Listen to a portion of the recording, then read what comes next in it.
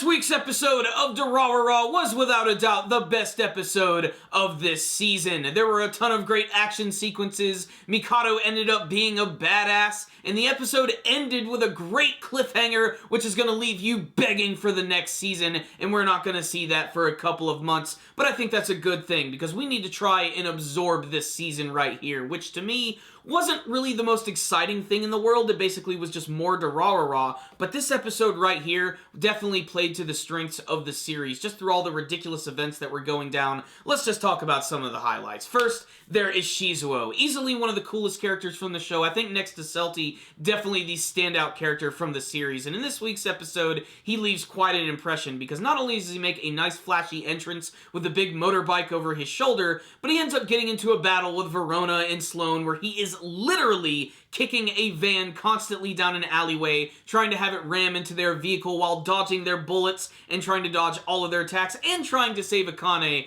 all at the same time. He even takes a few knives to the back and ends up pulling off a move that would make even a stuntman blush. It was ridiculous, especially when frickin' Celty gets involved. It was great to see my two favorite characters from the series working together, and definitely one of the best action sequences of the entire season thus far. The other parts of the episode is when things take a little bit of downtime. We get to see that Mikado is doing everything in his power to sort of patch up everything that's been going on with the dollars, even going to the leader of the Toromaru gang and groveling on his knees. This is when he is told, actually, by him that he's a little too naive to actually run the dollars. And basically, Mikado's world has been completely crushed. He doesn't want to lose the gang. He doesn't want to lose the city. He doesn't want to lose everything that he's fought for, to live for. He loves where he is right now, and he wants to be with his friends at all times, but he's sort of losing control of that. And that's why at the end of the episode, he decides to take control right back by taking a pen and getting ready to sign a contract with Aoba. This scene is fantastic because it's one of the darker sides of Mikado that we've seen, and it came out of nowhere. I especially loved when he said, "Alright, let's just sit down, sign a contract, just put your hand right here," and then he takes out a pen and shoves it right through Aoba's hand. The scene is not only intense and ridiculous, but it's really funny because when it's all over, he brought bandages and ointment to make things all better. So it looks like he is going to be working with them, and he's going to try to control them a little bit. I'm not sure how this is going to resolve itself in the next part of the season, but I'm really excited to see where that's going. There's also another nice little twist where the characters of Verona and Sloane are actually attacked by the Yakuza group. There's that one guy, Akabayashi, who's freaking awesome. He's not only got a really cool design, but he's apparently something of a badass because he's able to take out Verona pretty easily. They freaking end up shooting Sloane right in the legs. Those crazy Russians are freaking insane. Them and the Yakuza just make a really great combination, and I really can't wait to see what they're going to do with these characters because they weren't killed. They probably have some big plans for them, and I imagine we are going to see them again, and I want to see more of Verona because she's a character who's really grown on me in this arc. She's really obsessed with Ikebukuro at the moment because she realizes how absolutely ridiculous and fun it is for a person like her, and I want to see more of her character. I just think that's going to be really awesome. The final scene of the episode, though, is definitely the shocker, where you have Izaya walking down the street, and he gets this random phone call by this guy by the name of Yodogira Jinai, who's a character who's been brought up multiple times in the series, and then suddenly you realize that this guy is actually watching him while he's talking to him. He walks right up next to him and ends up stabbing him right in the stomach, and Izaya is there bleeding out on the streets, ending this season. So what's the rundown on this week's episode of Durarara? This was easily the best episode of the season. I said it earlier in the review. I'll say it again. It was the best, son! Check it out! This was good. It really gets me disappointed, too, because it's at the very end, and we're gonna have to wait a couple of months before we even get to the next part. But damn, that was one hell of a cliffhanger.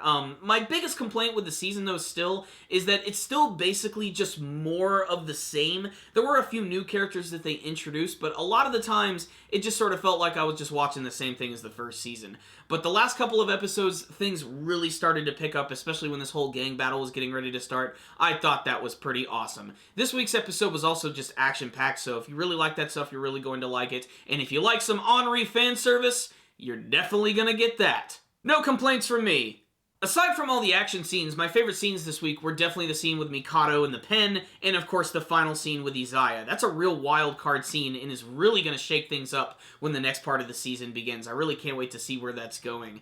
Otherwise, this was just a pretty decent conclusion that has a really great cliffhanger that's going to get us excited for the next part. It's only going on break for a little bit. I believe it is going to be returning in July or June, so it's not too far off. So I really can't wait to see what they're going to do with that next part. But still, I think the season so far is just sort of okay. I think my real biggest complaint is that the artwork and the animation is just not up to par with the first season, which frankly just had a little more style, and I thought the animation was just much better. There were just some sequences I remember from the first season that can't be touched in this one. This one almost came close. There were some sequences that were definitely there, but still nothing too mind-blowing. But again, this is a series that is made for people who love the first season, who love those characters, and want to see more of their adventures, and that's definitely what you're going to get in this season. So if you haven't watched it yet, I would suggest it if you're a fan of the first. Just don't expect to be blown away too much. But this episode right here was really great. Amazing cliffhanger. I'm excited for the next season.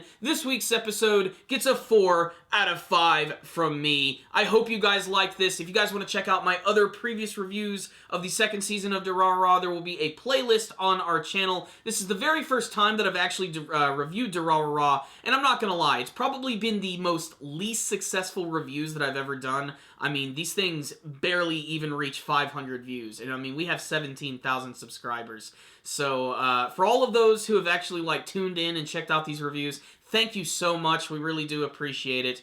Make sure to tell us what you thought about the final episode of Durarara, what you hope to see from the next portion of the series. Maybe if you had some favorite moments or characters from the season, please tell me in the comments section below. Make sure to like the video, and make sure to subscribe if you have not already. That way you can see all of our latest anime and manga reviews. A lot of shows just finished up, but the brand new spring season is getting ready to begin, and we are going to be covering a lot of those shows, so stay tuned for that. And thank you guys again, as always.